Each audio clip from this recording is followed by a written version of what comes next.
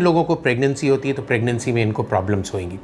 सो इसका कोई genetic basis है? जेनेटिक डायरेक्ट जीन तो नहीं है, but mother to baby 20% risk है।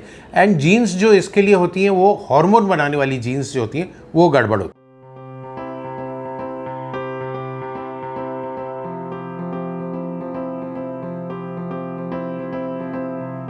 Namaskar, I am Dr. Narendra Malhotra, past president of Foxy and managing director at Global Rainbow Healthcare, Agra. आज हम आपको सुनाते हैं story of miss poly. Poly कौन है? पॉलीसिस्टिक डिजीज़ वाली एक लड़की। तो एक हॉस्पिटल में लड़की पैदा हुई जो 5.5 किलो की पैदा हुई, चबी मोटी तगड़ी। लोगों ने बहुत खुशी मनाई। दे थॉट कि इतना हेल्दी नाइस बेबी पैदा। But we have to be careful with such heavy babies. Either the mother is diabetic or she is carrying activated polycystic genes. So polycystic disease or polycystic syndrome is quite common now. 25 to 30% reproductive age group में मिलता है. Even in mothers after childbirth and even in perimenopause, some women will have this. And about 25% of these women will have menstrual problems. महीना menses गड़बड़ होगी और 50% को infertility होएगी या बांझपन होएगा और 80% को पीरियड्स बहुत हल्के या कम होंगे। और अगर इन लोगों को प्रेगनेंसी होती है तो प्रेगनेंसी में इनको प्रॉब्लम्स होंगी। सो इसका कोई जेनेटिक बेसिस है? जेनेटिक डायरेक्ट जीन तो नहीं है, but mother to baby 20% risk है।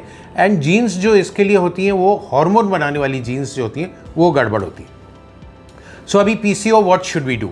We have to identify PCOS disease very early in girls. We cannot leave any PCOS untreated because long-term effects, metabolic syndrome, heart disease, diabetes, these girls will all have them. So what happens in PCO? Endocrine hormone problem, metabolic problem, infertility, risk of hyperstimulation, multiple pregnancies, अगर IVF होता है तो pregnancy में complications, pregnancy diseases और long-term old age में full blown metabolic syndrome हो सकता है। अब ये लड़कियां जब बड़ी होती हैं, इनका पीरियड आने का टाइम होता है 10 से 12 साल, तो इनके चेहरे पे मुहासे ज़्यादा आते हैं, बाल आ जाते हैं, पीरियड्स डिले हो जाता है, मोटापा हो जाता है। कुछ PCOS लेस वेट की भी या लीन PCOS भी होती हैं। ठीक है, तो ये मेंसेस की गड़बड़, इनफर्टिलिटी, अबॉर्शन होना, डर। सो क्या करना चाहिए? सबसे इम्पॉर्टेंट ट्रीटमेंट है लाइफस्टाइल मैनेज करना। अगर वेट 7% रिड्यूस कर लेंगी ये girls, then all problems will get solved.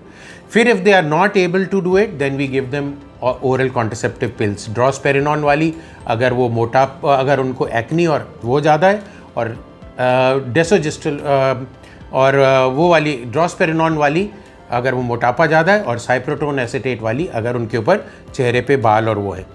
इनके अलावा और भी कई ट्रीटमेंट दे सकते हैं। कुछ प्लांट हर्बल मेडिसिन है, मायोनिस्टॉल के कॉम्बिनेशन दे सकते हैं। डाइट मैनेज करना ज़रूरी है, एक्सरसाइज करना ज़रूरी है, और पीरियड्स को ठीक रखना ज़रूरी है इनके लिए।